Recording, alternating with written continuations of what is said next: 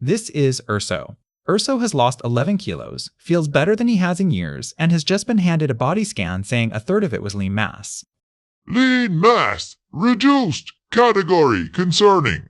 Tonight, what that sentence actually means. It means less than it sounds, and the reason is the most interesting thing in this video.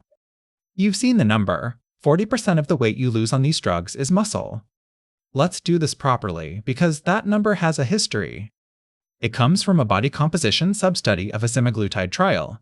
Of 13.6 kilos lost, 8.3 were fat and 5.3 were lean mass. That's 38%, and 38 rounds up beautifully in a headline. Two problems. The first, that sub-study was a conference abstract with 95 treated participants, and it was never published as a full paper. The most repeated number of this entire news cycle has 95 people behind it. The second, pool the trials properly, and the figure is about 31%, and the best peer-reviewed number from the tirzepatide trial is 26. 26. Hold on to that. Because that same tirzepatide study did something the headline skipped completely. It measured the placebo group. The people on the drug lost weight that was 74% fat and 26% lean. The people on placebo, who lost weight the ordinary way, lost 75% fat and 25% lean. The same, within rounding. That one comparison dismantles the entire panic. The ratio is not a drug effect. It is what happens to a human body that gets substantially smaller by any method at all. Bariatric surgery, 23 to 25%. Very low-calorie diets, about 23.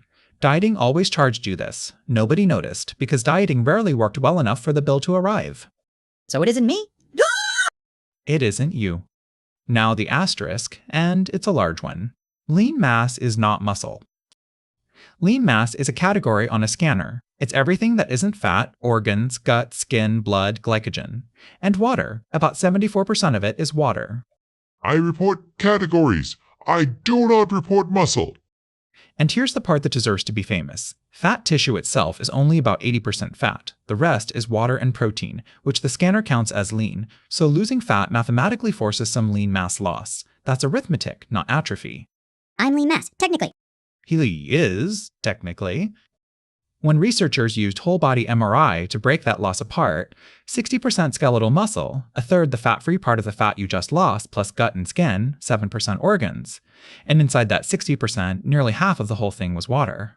Actual protein was about a tenth. So translate the scary 40%, roughly a quarter is skeletal muscle, and about 4% is muscle protein. Per 10 kilos of body weight, real muscle is 1 to 2.5 kilos. Which brings us to the question the panic never asks. Did anything actually get weaker? In a 12-month study of 106 people on semaglutide, lean mass fell for 7 months and then stopped.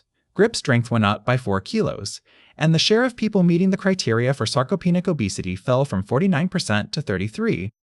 I'm back, and this time I have good news. In a smaller study, the cross-sectional area of the thigh muscle measurably shrank, while knee extension strength and grip did not drop at all.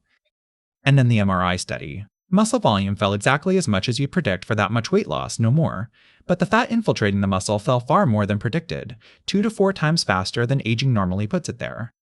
I'm smaller. I'm also better. Smaller muscle, cleaner muscle.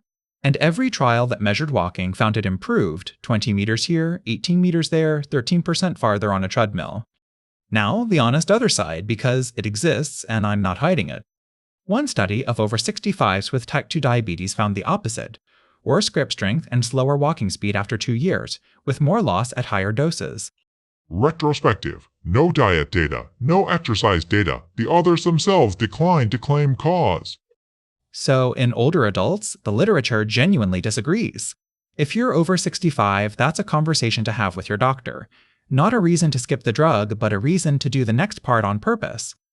And the next part is free. It's also the entire answer. A randomized trial put 160 older adults through the same 9% weight loss, 3 different ways. Aerobic exercise only, 2.7 kilos of lean mass gone. Resistance training only, 1 kilo. Same weight lost, same fat lost, less than half the muscle price, and less than half the bone loss. That was me. I cost about $8. A pooled analysis of 6 trials found resistance training eliminated 93% of the lean mass loss from dieting without costing a single gram of fat loss. Then protein. 1.2 to 1.6 grams per kilo per day, very roughly 80 to 120 grams, is the guideline while you're actively losing weight. And here's the number that makes this a story. In a survey of people actually taking these drugs, 57% were under 1.2 grams a day, the cheapest intervention available, and most people are missing it.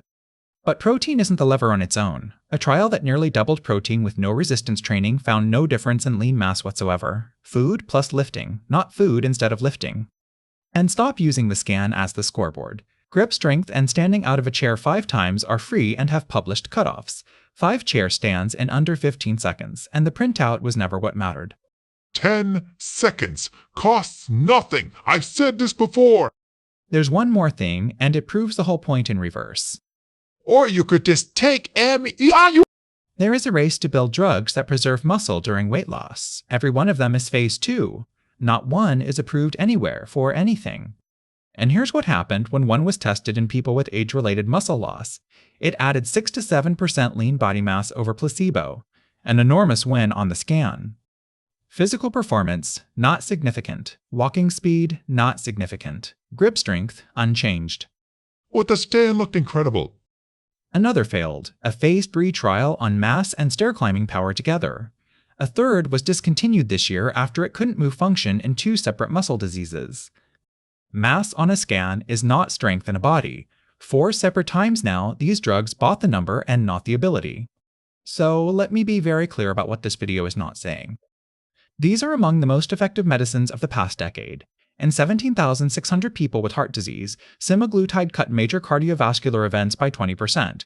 In 3,500 people with kidney disease, it cut kidney events by about a quarter and death by a fifth. Knee pain, sleep apnea, heart failure symptoms, walking distance, all improved in randomized trials. I do actually work. He does actually work.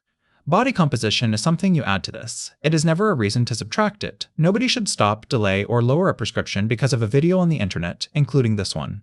So here's where it all lands. The headline is real, the reading is wrong, and the correction is free.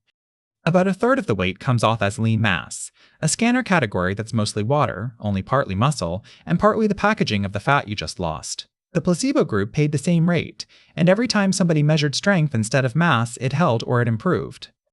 2 sessions of something heavy a week, 80 to 120 grams of protein, lose it a little slower, and track what you can do, not what you weigh. Should I recalibrate? You should learn a second sentence. So lift something, eat your eggs, keep taking what your doctor prescribed, and step into the light. If this was useful, subscribe. Urso is off to ask his scanner for a second opinion.